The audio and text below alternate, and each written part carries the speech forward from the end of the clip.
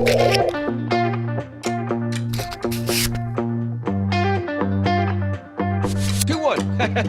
J, welcome back to another episode of Bobby J on 30A. I'm your co-host, Chris Angel, here with your host, Bobby Johnson.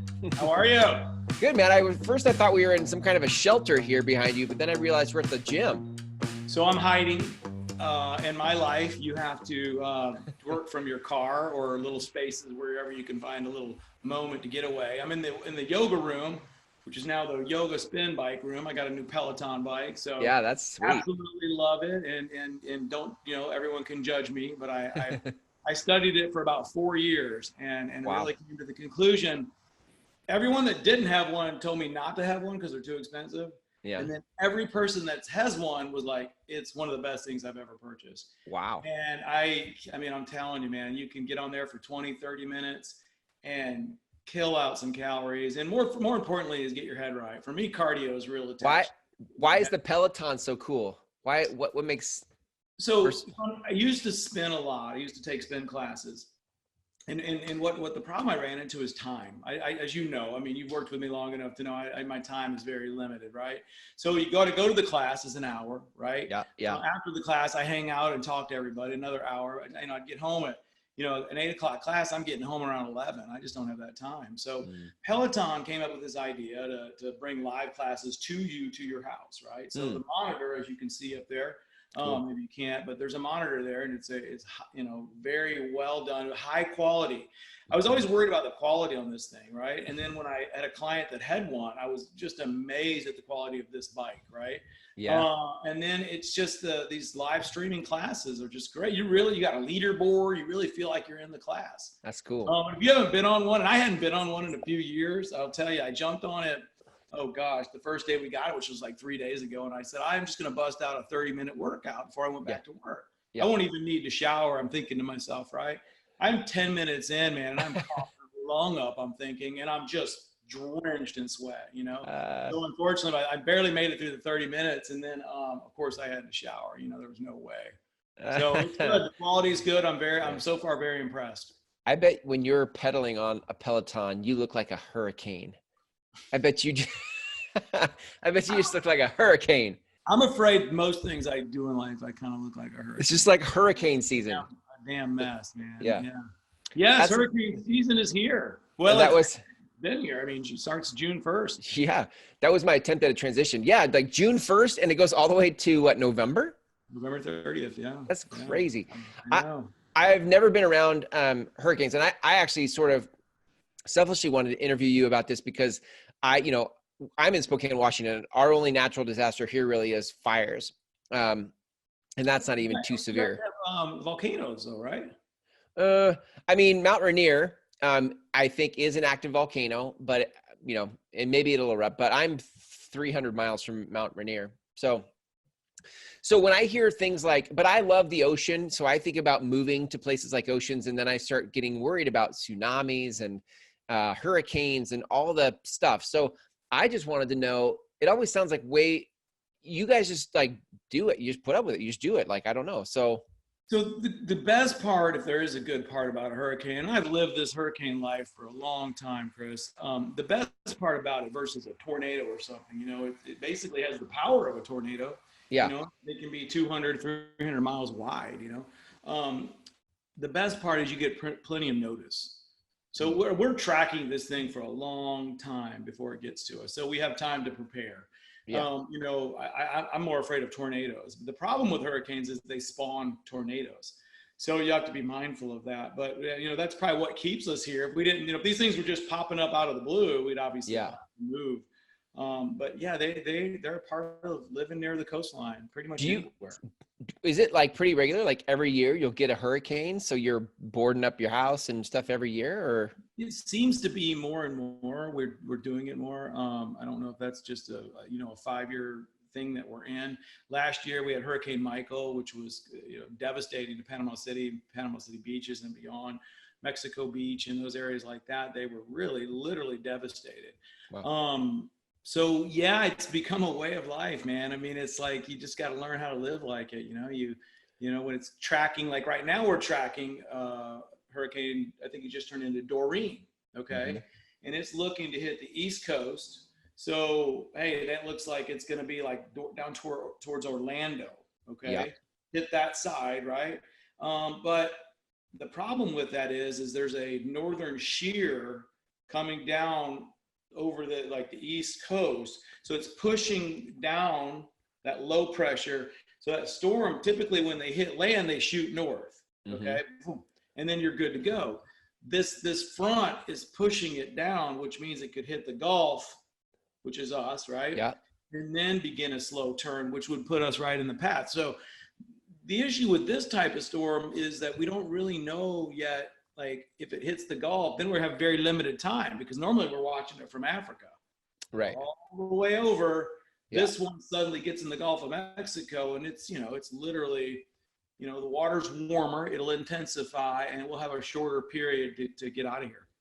So we've begun the process now, just in case.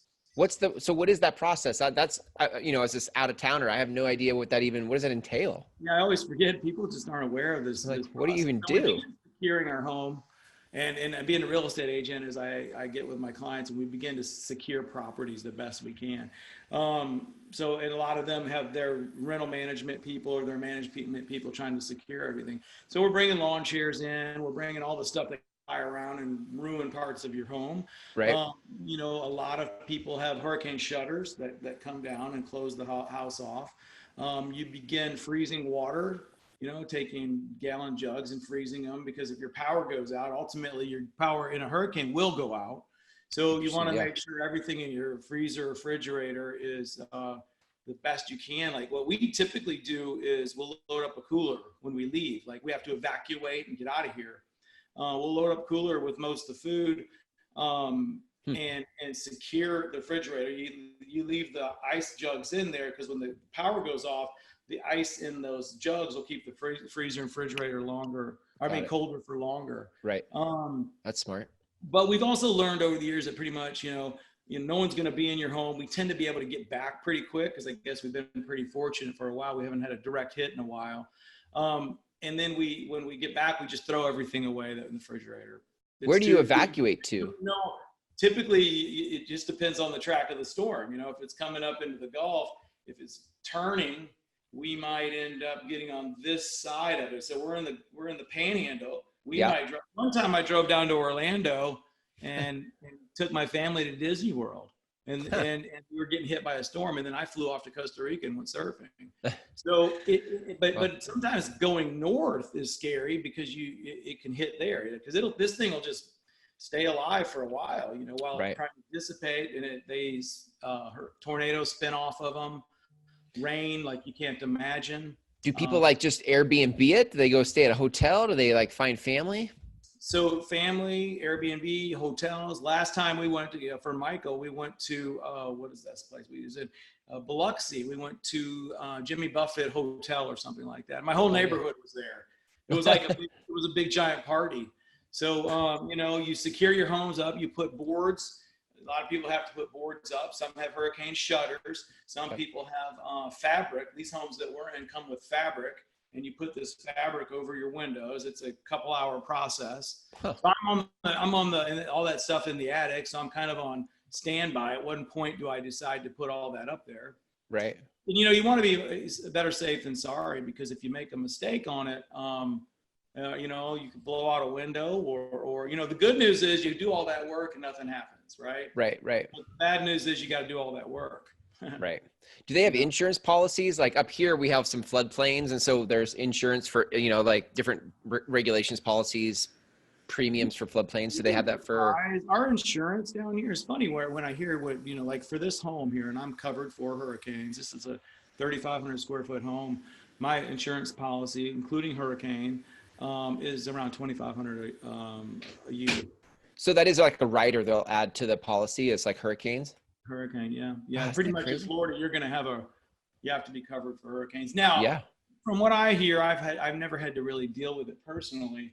Oh, let me show you my new addition to the family. One of the reasons I'm in this room here hiding, because of this fella here, this lady here. Oh, I've been seeing the videos on Facebook. That's awesome. Yeah. So this is Betty White. That's awesome. And I'm telling you what, White. man, we're pretty fortunate. This is probably one of the best dogs I've ever had. What a This is her sweetheart. temperament the whole time. She's an American Bulldog, and no pit, like a lot of people think she's got pit in her, but Cute. she beautiful. Yeah. Whoa, what a beauty. Yeah. That's awesome. Yeah, I keep seeing the Facebook pictures. That's so good. She's gonna be about 75 pounds, I suppose. Wow. But I have to hide in here because if she knows that I think I've imprinted with this dog. It follows me everywhere I go, you know? I would imagine like when you bring your dog on, you bring your dog when you evacuate. Yeah. And yeah, we find places to board the dogs. So they're like, you mean like when you go, you put them in a boarding place and then you go to Biloxi, or like do you find places in Biloxi? We find places in Biloxi. Like last time we have another dog named Blue, and we had to find a place when we got there to board her. But this hotel that we went accepted dogs, which is weird, you know? Yeah, right. But it's just so much work coming in and out of the rooms and all that, you know? Typically, you know, I always have a funny story that I'll tell people. They're like, how long do you go for? So over the years and years, we used to all stay. That was the tough guy version, right? We're going to stay for the storm. After I did that a few times and one time I stayed for Hurricane Opal, and I decided I'd never do it again. It's just too scary. Like you imagine a tornado that lasts for 7-8 hours. Okay. Just you realize you made a big mistake. Okay. By staying. You never know what kind, and plus you put other people in harm's way, right? So we have decided over the years we'll always leave. And the goal is though, when you come back, you know, so nowadays, fortunately, there's always people like I was 15 years ago, 20 years ago, that they're going to ride it out, right? So my definition of a disaster is being at my home with my family without power. You know, I'm more worried about that than I am the storm, because I don't know, these, you know, we're not just accustomed to being with no power. So typically there's a neighbor, you know, that'll stay or whatever, and you'll call them up and you'll say, hey, we make a party out of it, right? We go off and do our hurricane party, and we tell them to call us when the power comes back. Nice. Why else would I come back? Right. What am I going to come back to, you know, sit in, you know, no AC, no, the food's bad, everything's closed. It doesn't make any sense, you know? So, this is why this is interesting to me. Like, how many people that are buying houses in 30A are coming from it's either a second home or they're moving there from out of town, from out of state. You mean that are experiencing the hurricane thing? I just mean like, I think that there are people who would say like, that's great. I'd love to live in a place like 30A, but I don't want to do hurricanes. And the way you just described it made it sound not so bad. Like you board up your windows, you take the stuff that flies away out, and you go have a vacation every time. I mean, we do. We're very accustomed to it. But also, you know, Chris, I don't want to discount how serious they are either. You know, we've been fortunate. We have not had a direct hit. You know, I did a lot of work with the one that hit in Panama City, Michael.